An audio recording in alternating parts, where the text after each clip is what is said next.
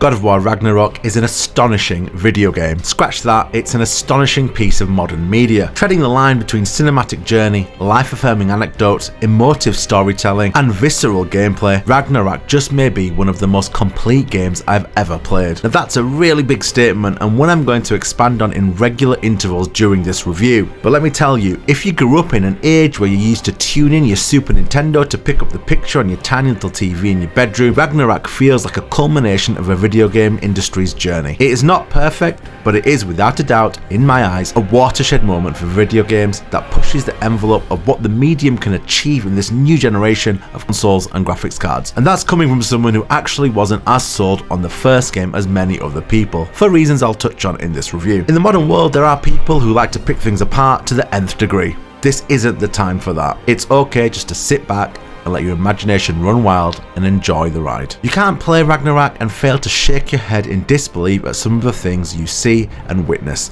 The talent behind this game is mind-blowing. Ragnarok deals with all the issues I had with the first game, from the repetitive reskinned boss battles, to the repetitive nature of the gameplay, to the story not quite sticking the landing, though that does kind of make more sense now with the sequel. Everything is improved upon from the first game. This is a completely spoiler-free review, and I do apologise as I basically decided early on I wasn't going to use any footage that could even slightly affect anybody's experience of the game. So I will use footage mostly from the first 5 hours of the game with no story or audio spoilers whatsoever. I won't talk about the many sensational moments in the game because they are for you, the gamer, to experience. And let me tell you, if you love video games, this is one game I would tell you, without a doubt, go out and play. Not just play it, take it in, experience it, get lost in it. So with all that being said, let's get lost in the world of the Nine Realms.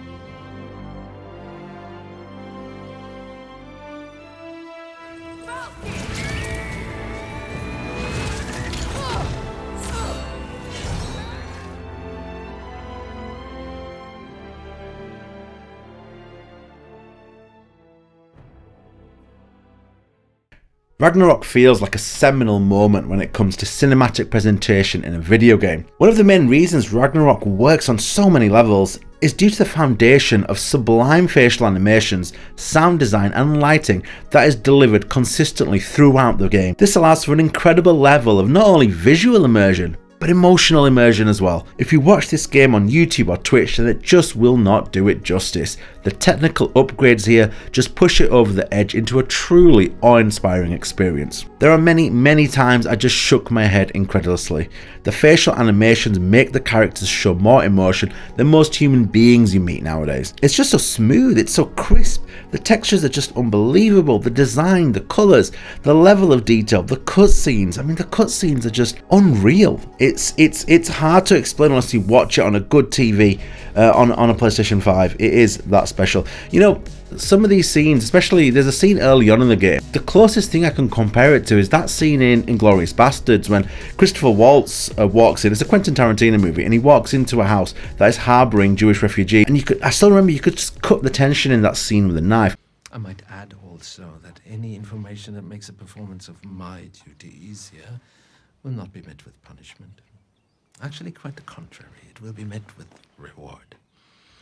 And that reward will be your family will cease to be harassed in any way by the German military. Very similar scene with Thor and Odin, with Kratos and Atreus very early on in the game, right at the start. You know, I think it's a great sign that if that's the first thing you can think of when comparing a video game scene to a Quentin Tarantino movie, the game is probably doing something very right. There are cutscenes where no words are even spoken, but the faces of the people you meet in this world tell you the story. Just to give you an example of one scene, and those who have played the game will know which scene I'm talking about here, but basically there's a scene, and I won't spoil anything, but the camera zooms in on Sindri as he takes an elevator down to his basement, and though he doesn't speak a word, his face, everything, his eyes, the way his mouth moves, the way his hands move, the way his shoulders kind of twist uncomfortably, it tells you everything you need to know. It's an incredible kind of message to the player, but without having to say anything. And it really just sums up how good the animations and the facial recognition in this game is. A quick note on the soundtrack. The soundtrack is brilliant background music to everything else that is going on in Ragnarok. It doesn't overwhelm the player, it's just a beautiful backing track to it. The sound design is excellent, it's chunky, it sounds meaty as it should when in combat, and of course, I mean the voice acting. I mean, what more can you say that hasn't already been said about the people who played the main characters in God of War? Absolutely AAA, Oscar-worthy performances across the board. All in all, Santa Monica manages to pull off some incredible technical acrobatics to deliver a true watermark moment in cinematic immersion in a video game. It's just never looked, and importantly felt, this special. We are leaving.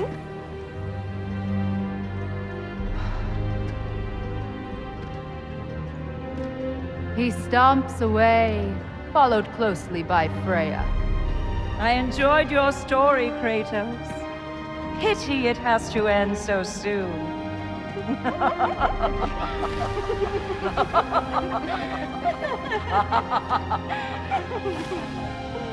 Well, that was educational. So narratively, the game is a continuation of the original. It's impossible to think of Ragnarok as its own game, as ultimately it does bring to a close the chapter of the game that began in 2018. Early doors is very much foundation setting, characters are built or rebuilt in many cases, extra layers added to some of them from the previous game. I loved the tone of the game, I loved the humour. I have seen some say that it breaks the tension a bit, the humour. I actually disagree. I think it's done just right. If you time it right, it works well. Sometimes it's just the timing that can be bad in a video game with jokes, however, it's just bang on in God of War Ragnarok. What can be odd though sometimes is the use of certain curse words by characters. Sometimes they just seem thrown in for the sake of throwing them in, and it does seem out of place at times. It can be a touch jarring in certain scenes, but nothing to impact the experience on the whole. The writing here though is magnificent. If it was eligible, it would probably get an Oscar nomination. It feels like there wasn't one poor bit of writing in my whole 40-hour playthrough. It really is exceptional across the board. There is a moment early on in the game that sums up how the writing elevates the gameplay.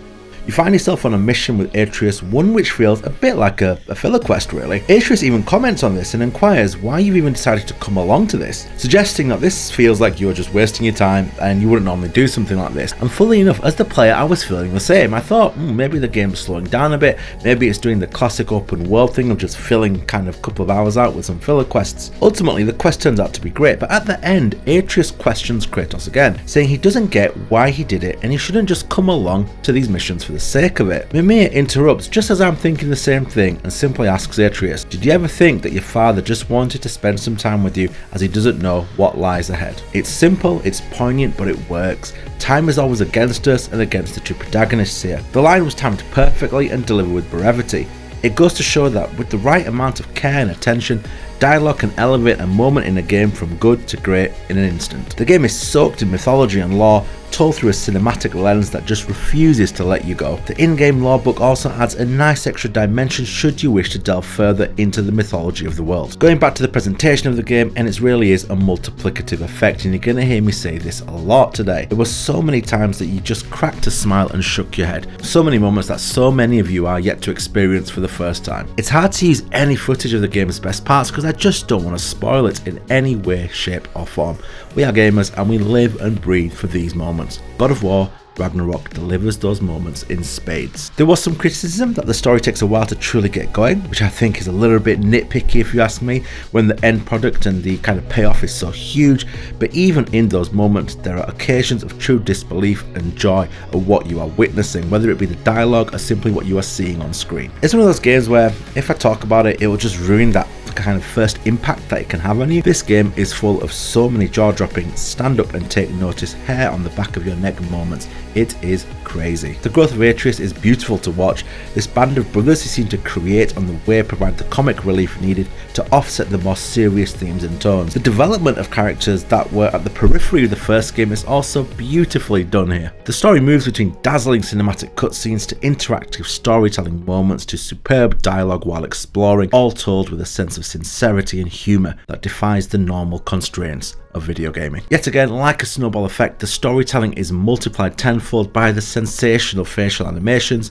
voice acting and lighting. You're probably sick of me saying that by now, but it's just so true. The saying goes, a picture tells 1,000 words. In God of War Ragnarok, the facial animation tells the story of 1,000 people. Every fleeting emotion, from fear to hope, anger to doubt, all in the space of 10 seconds. Throw on top of that the life lessons Kratos teaches his sons, and vice versa later on, or just the development of characters as a whole, and it's a wonderful arc to watch for so many characters. Unlike the first game that had clear objectives which you work towards, Ragnarok has a story that has you guessing the whole way, and that I felt was a huge addition to the overall journey and destination.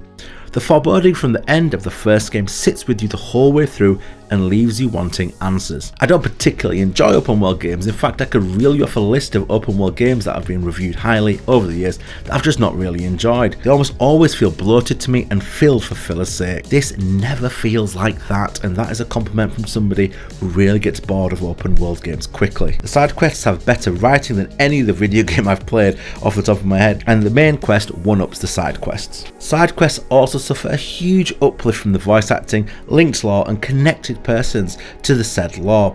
One example is a side quest involving a story about Mimir's now deceased wife.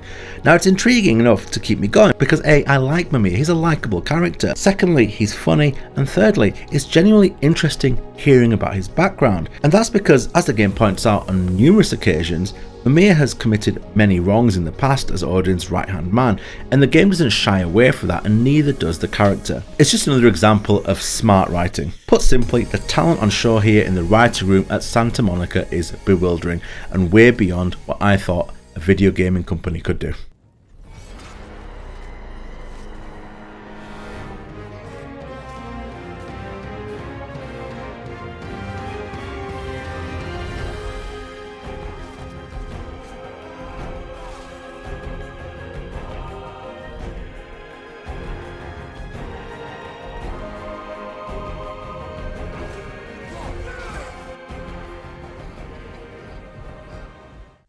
Okay, so off the bat, I do need to say that I'm going to talk very vaguely about the gameplay elements that I loved in this game, but I do have some criticisms in the area as well. Early hours the game's good. I was worried about a slow start. A few people had told me it starts slowly. I actually liked the start. It sets it up nicely, it builds the new characters and re-invites you back into the world.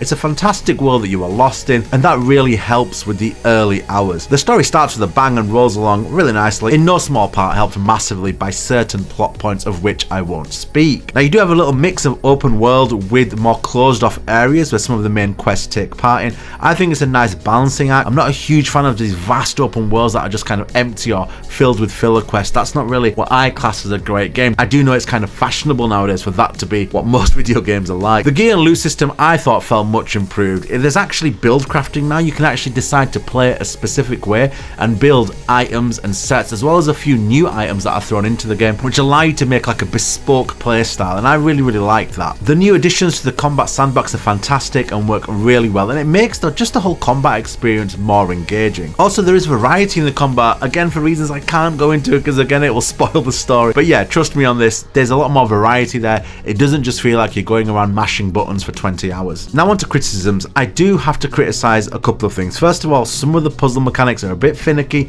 I don't like them. Sometimes you can kind of get stuck and you don't really know why, and it's because you're like a pixel off on a certain deflection off a mirror or something, and you know, I really, that was a little bit frustrating to me, a little bit too finicky. The next two criticisms though are much bigger, and one is cameras and the other is what can only be described as the NPC backseating you. Okay, onto the NPCs first. I mean, the amount of time, or more precisely the lack of time, this game gives you to figure out a puzzle is insane. Like, I am not good at puzzles. If there's one thing in modern video games I'm terrible at, is puzzles. My brain just doesn't work that way. But man, this game does not give you a split second to figure out the puzzles before they start telling you the answer. Basically, they just assume you're Homer Simpson and they're just gonna tell you everything and spoon feed you it. It's basically like that. You remember that paperclip from Office 98? I'm really showing my age here. But basically, he's just pops in instantly as soon as the puzzle is up on the screen. He's like, yep, there's your solution, go do it. And you're like, oh, thank you. And you carry on.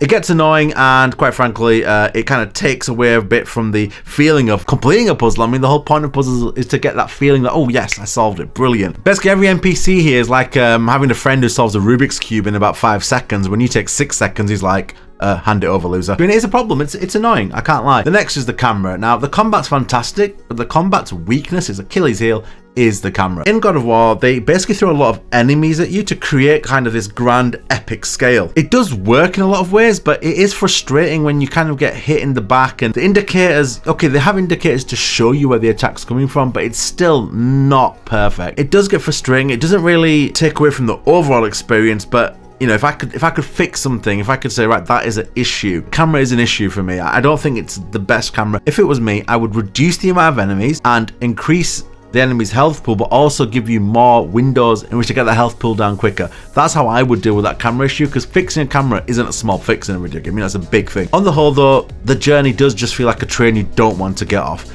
You want to find the destination due to the variety of playstyles, again, for reasons I can't talk about, but Ragnarok doesn't suffer from the repetitiveness of its predecessor, and that's for a variety of things. There's more variety in the enemies, there's more variety in the boss fights, there's more unique boss fights. I mean, I think all but 2 boss fights are completely unique, and the slowed down areas with side quests or what would feel like a bit of a fetch quest is actually filled with beautiful lore and fantastic character building. Pacing is excellent. It's not just a gauntlet of button mashing, there's a real ebb and flow to the story. Like any great TV show, character building is important here, and Santa Monica used the downtime in between combat to really build relationships and personalities. Some might find this a bit slow and a slog, but they're probably the same people who thought there was too much talking in The Wire. You know, when I go back and look at the footage, it's pretty amazing at just how many amazing moments there were in this game. And, you know, I record some footage to put in the review. I also record footage to remind myself when I'm writing a review about those moments, because it can be quite easy to forget. We play a lot of games, we have a lot of stuff going on in real life, and yeah, it's crazy how much happens in this video game. The result of all of the changes I've just talked about in this game flow section is a rare thing for me. The result is rare. It's an open world game that never outstays its welcome, begs me to play it more, tied in with the aforementioned plot points.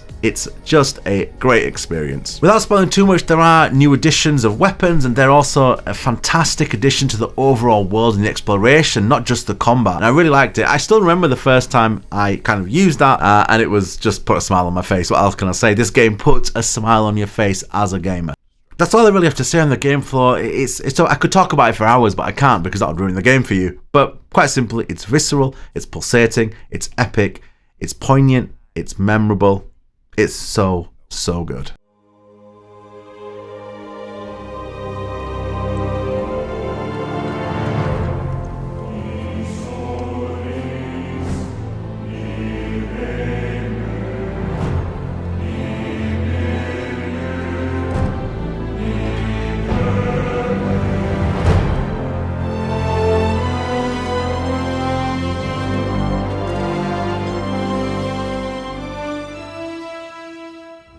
As the final scenes play out in God of War Ragnarok, you have a culmination of the most incredible graphics, voice acting, music, animation, theatre and combat to all culminate and create a video game that brings together every aspect of what makes modern entertainment of any form, not just video games, so special, and present it in one of the most complete packages that's so far and ahead of its competitors, it's hard not to say that it sets a new bar for what can be achieved in the industry. Now, you can nitpick a little details if you want and say you didn't like this and didn't like that, but that doesn't take away from the fact that it is a great game. When I say great, I mean greatness, not just great. But honestly, once you've experienced this game, taken its story, its emotional heft, its changing perspective, its sheer quality of production, I found it hard to believe anyone would leave God of War Ragnarok being anything other than utterly astonished at what Santa Monica have achieved here on every level. It is an absolute tour de force. When I write reviews, I'm often asked, what is a 7, an 8, a 9, a 10? For me, a 10 is something that pushes the format forward. It shows us the possibilities in the media that we didn't think possible before we played the game. For me, Ragnarok achieves that through its emotive storytelling, its ability to connect on a human level with the player, and due to the fantastic world building and combat. And for me, that is why I'm giving God of War Ragnarok my first ever 10 out of 10. That doesn't mean it's perfect, because it isn't, but it is a game that has pushed the medium forward as a vehicle for not only storytelling, but emotional resonance, due in large part to the technology being used to its full capacity. Throw in the gameplay, the boss fights, the music, the set piece moments, and the incredible climax, which I can't even talk about, you have something truly special. At the ripe old age of 40, it's rare to play games that make me feel this way. At a certain point, you have just seen it all. Then some games come along and you play them wide-eyed, like that child I was when I first tuned in my TV to my Super Nintendo and saw Blanca doing a spinning cannonball. It's beautiful to feel like that again. It makes me emotional to feel like that again, because video games are something I've grown up with for 35 years, and it's amazing when you put in a disc in your PlayStation and it can do something like that for you. It doesn't happen very often, but it still feels just as special as the first time when it does. That's all really. If you're still here at the 20-minute mark or whatever we're at now, I really appreciate your time watching a small-time YouTuber do something he loves. If you liked it, please leave a like, a comment, let me know if you're the 22-minute gang, share the review with people, let them know you enjoyed it. But other than that, thank you so much for watching. Peace out, take care, and yeah, on to the next one.